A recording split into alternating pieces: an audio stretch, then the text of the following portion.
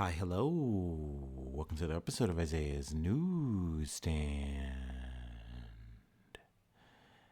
It's your host, Isaiah Edwards. The date is March the 23rd, 2025. Hopefully, this episode finds you well, in good spirits, and high hopes. As for me, I'm doing pretty good. Today's been a good day. Cold, rainy. I had a little bit of a later start, but I still say it was a good day. We got up. We did groceries. After groceries, we went to the gym. Post the gym. We came home, and now we're here. But overall, it's just been a really good day. Last night was even better. It was a Dudes Rock Summit, if you will. One of the homies from Cleveland came back down to visit, and we just had a real ball. We had a real blast. It was nice just, having the whole gang together, at least more of the outfit, if you will. It was nice. We just got to squat up, do some bar hopping. Leads me to the food corner. We got Chameleon, of course, classic Chameleon. And I got 3 slices of pizza, so, it was good. We got a pepperoni slice. The veggie slice wasn't too crazy. It was almost like a veggie supreme kind of situation. So I had a lot on it, a lot going on, but I enjoyed it. It was good. And then there was this, just like almost like an all-out mushroom pizza. Had I think they're what they called trumpets on it. And that was also very good. So I love that for the Bianca. That was nice. So yeah, 3 slices of pizza. Also, the homie let me finish off some of the chicken Caesar salad. So we love that.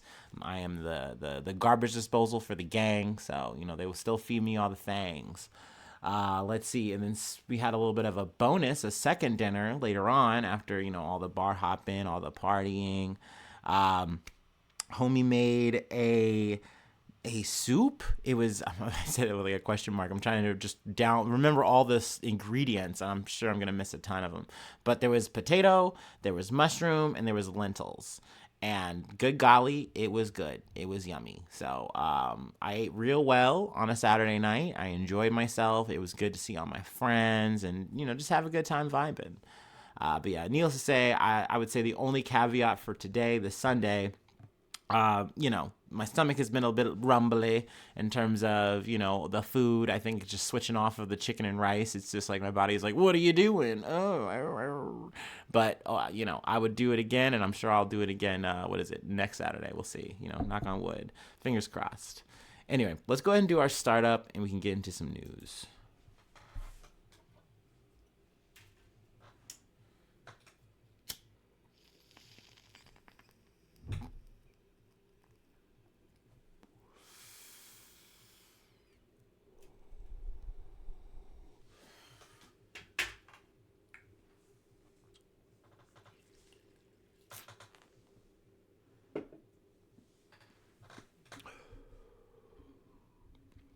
Alrighty. Our first story comes from ABC News. Israeli strikes in Lebanon kill 7, officials say, as IDF threatens more attacks. Israeli strikes in Lebanon killed at least 7 people on Saturday, according to the Lebanese Health Ministry, as Israel Defense Forces, or the IDF, responded to rocket launches from the south of the country toward Israel. The cross-border exchanges were the largest since a U.S. brokered truce came into effect in November, ending more than a year of fighting between Israeli forces and the Iran-backed Lebanese Hezbollah militia. A child was among the 7 killed by Israel's strikes, the Lebanese Health Ministry said. Another 40 people were injured, it added in a statement. The ministry reported Israeli strikes in at least 7 areas in the country's south, where Hezbollah wields major influence. The coastal city of Tyre, the country's 5th largest city, was among the areas hit. Let's go ahead and scroll ahead here. Now, both sides have, provided statements. One I just wanted to read. Hezbollah denied responsibility for the rocket launches, suggesting that the allegations were merely pretexts for Israeli strikes on Lebanon, which have not ceased since the ceasefire was announced, which has been something that, I said before, it's kind of been an ongoing thing, though it's been less as opposed to like how it was going when they were, mounting a whole offensive in Lebanon. It's still happening. It's still like a constant backbeat for Lebanon to have to deal with it. There's still a lot of pressure on the civilians and people and the infrastructure because of what Israel is doing for their quote unquote right to defend themselves. So I felt like this was a relevant update to start off the podcast. I'll leave with a factoid here, I guess, as things are. As of Sunday, health officials in the Hamas-run territory said at least 673 people have been killed and 1,233 others have been wounded by renewed Israeli attacks. Let's go ahead and move on to Canada. From CNN, Canadian Prime Minister Mark Carney announces election as he seeks mandate to tackle Trump. Canadian Prime Minister Mark Carney announced a federal election in a widely anticipated move where he met with Governor General Mary Simon on Sunday to request for Parliament to be dissolved. I'm asking Canadians for a strong, positive mandate to deal with President Donald Trump and to build a new Canadian economy that works for everyone because, I had a burp coming. I knew it. To build a new Canadian economy that works for everyone because I know we need change, Carney said on Sunday on the ongoing trade war with the United States. The election will be held on April 28th and will see Carney face off against his main rival, the Conservative Party leader Pierre Poilievre. I still cannot pronounce his name correctly. Pierre Poilievre. It's not Poilievre. It's Poilievre. Whatever. We're going to say Poilievre and, God's be damned if I'm wrong. Anyway, Carney assumed his role as Liberal leader and prime minister after his predecessor, Justin Trudeau, announced his resignation in January amid a polling slump and an internal revolt in his cabinet. Now, I don't know how close the polls are between the Liberals and the Conservatives in Canada, like between their parties. I don't know. I think last time we checked, it was like about 6-point difference in favor of the Conservative Party. Now, the Liberal Party closed a big gap over the time, between just even announcing Trudeau's resignation and then all the tariffs and stuff kicking, all that. Like, they've definitely made some headway. So I can see why Carney is saying, hey, better to do this now, try for it now when you have the smallest lead as opposed to letting time go on. But we've also seen that this usually tends to still not work. Like, it doesn't really actually turn the tide, at least as of recently, when we've been covering these things. I'm kind of thinking of about, a year or so ago? Gosh, I'm terrible with time. But with the UK, Rishi Sunak, happy to see the Tories take an L. But, this seems like it's just a different playbook just, for Canada. I don't really know how good Mark Carney's chances are going to be, but obviously I'd rather see him win than Pierre Poilievre. So we'll see. We'll see how things go, But I'll keep you posted on Canada and their elections. Anyway, let's move along. We mentioned Donald Trump. We got to step into the Trumpverse, talk about a couple of things. From the BBC, Trump rescinds order targeting law firm after it makes $40 million promise. President Donald Trump has rescinded an executive order targeting a prestigious law firm as it promised to abandon diversity policies and provide $40 million or 31 million pounds worth of free legal work to support White House initiatives. Paul Weiss, Rifkin, Wharton, and Garrison LLP is a multinational law firm headquartered in New York and has many high-profile clients.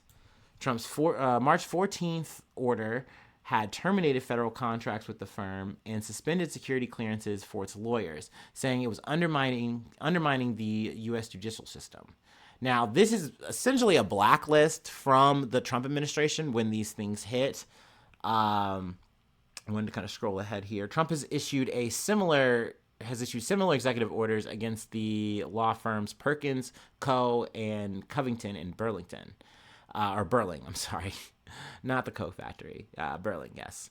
But that was relevant. I remember listening a few days ago on The Daily where they were talking about essentially this was just political revenge for Trump and the Trump administration, saying, hey, you guys are, more or less in the pocket with Democrats. You do a lot of work for them, or, they do a lot of work for, they pay you to, be their lawyer. You did a lot of cases against me, and I didn't like that. You had some lawyers, take some shots, and, we took some shots back, of course, blah, blah, blah, blah, blah. But now I'm in power. So you are going to be barred. Like, you are not going to be allowed to work in government as long as we're in administration. And that's something that the law firm is fighting in terms of Perkins Coie, Covington, and Burlington. Or I'm going to keep doing that. Burling. But at the same time, everyone kind of knows what's going on. You've burned, like, all your clients now are like, so, like, should you be our guy? Should we get a new guy? And I would imagine in that situation, it's like, yeah, maybe you should get a new guy if you're, you're thinking of your future with, this law firm. Like, maybe this isn't going to work if they're, under the ire of Trump. So I can understand why, taking it back to Paul, Weiss, Rifkin, Garrison, and Wharton. I wish there was a nice way of saying all these names quicker. But anyway, I can see why they make this move, even though it's scummy to people, and it's essentially saying, hey, fuck it. We're just going to capitulate. We're just going to do the most capitalist thing and more or less just bribe you. I mean, it's a quote unquote over the table, thing. And I maybe shouldn't say the word bribe. I mean, that's a strong accusation, but I mean, that's what it feels like. That's what it looks like. And then you're also bending the knee and saying, hey, we'll play it your way, and I mean, you can say it's not a bribe. It's pro bono work, but I mean, that is, money talks anyway. But no, I just don't like it. And not to mention, you're saying, hey, well, we're independent anyway. We'll work for, either party. We're not trying to make this political, but you are going along with these political guidelines saying, hey, yeah, okay, well, fine. We won't do any DEI stuff. We'll keep it all merit-based. It just seems really mushy. It seems really fucked up.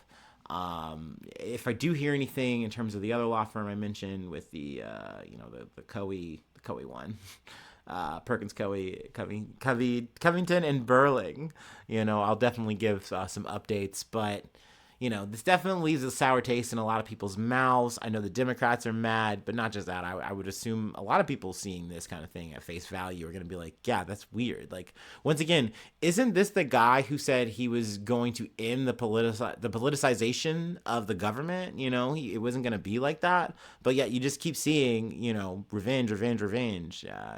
But anyway, we got more of that. From the MSNBC. Trump continues imposing petty punishments on Biden, Harris, and other political foes. President Donald Trump announced Friday that he is pulling security clearances for a string of high-profile public officials and continuing his streak of imposing petty punishments on those he regards as his political enemies.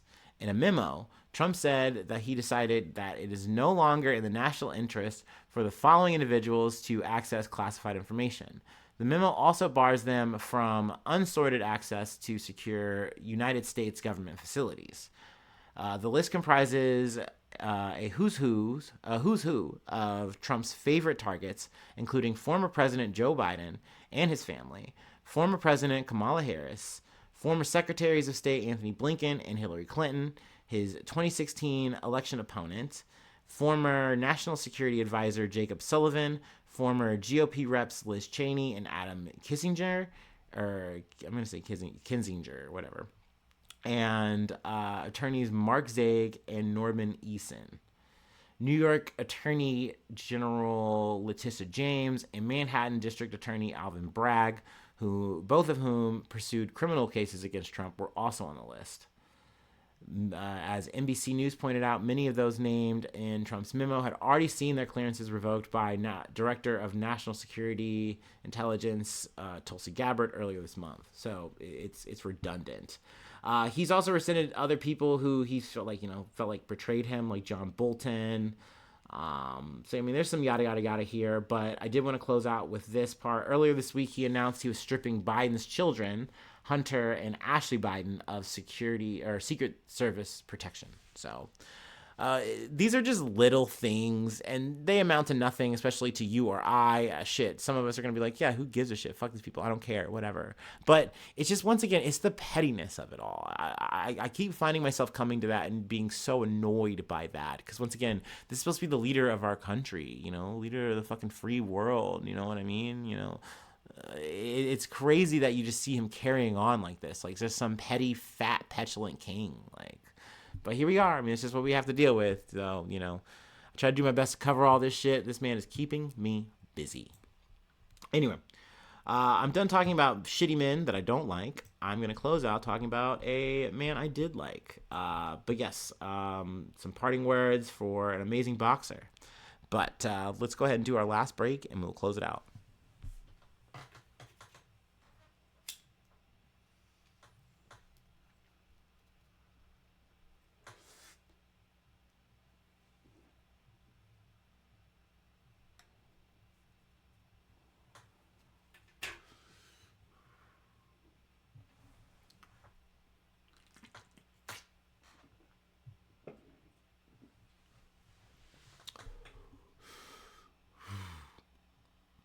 Hooey. From ABC News, George Foreman, heavyweight boxing champion, dies at 76. Former heavyweight boxing champion George Foreman, known as much for his gregarious personality and his vicious right hook, died Friday. He was 76 years old. The two-time heavyweight champion, I'm sorry, a two-time heavyweight champion, he also won gold at 1968 Mexico City Olympics and later saw success in his post-boxing career, pitching the now omnipresent countertop grill that bears his name.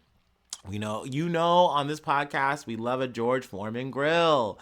I've cooked so many goddamn amazing meals on that thing. And I'm sure in the future, hopefully in a post-diet world for your boy, I will be back on that grill, cooking them things. But this is sad. It's a bummer. There's so many things, and just in terms of just the boxing world alone, that he's contributed in, like amazing fights. I mean, this is the man who beat Joe Frazier for I believe the heavyweight championship, and then wind up losing to Muhammad Ali, relinquishing the said championship to him in like the Rumble in the Jungle. So that shit's crazy, right? So just an amazing boxer in an elite field of elite boxers. To my knowledge, what I've seen, amazing man. Loved hearing his interviews, hearing him, talk. He had a certain kind of like strong humility, and I really like that. It's something I feel like you see less and less in men these days, people these days. That it's a confidence and security in yourself. But then the understanding and the ability to see, hey, am I going to always be the strongest, best, smartest person in the room? No, I'm just going to be me, and I'm going to do the best version of that as possible. I felt like that was the kind of energy that George Foreman exuded at like all times. So I really respect that, really love that about him. And man could throw a punch, man could take a punch. So hell yeah to that. And, condolences to his family, and all that energy, all that positivity I can give. But yeah, that is where I will leave it for today on this rainy Sunday. Thanks so much for tuning in. Thanks so much for being a friend, and hopefully I see you soon for some more good news. I love ya. Bye bye. Mwah.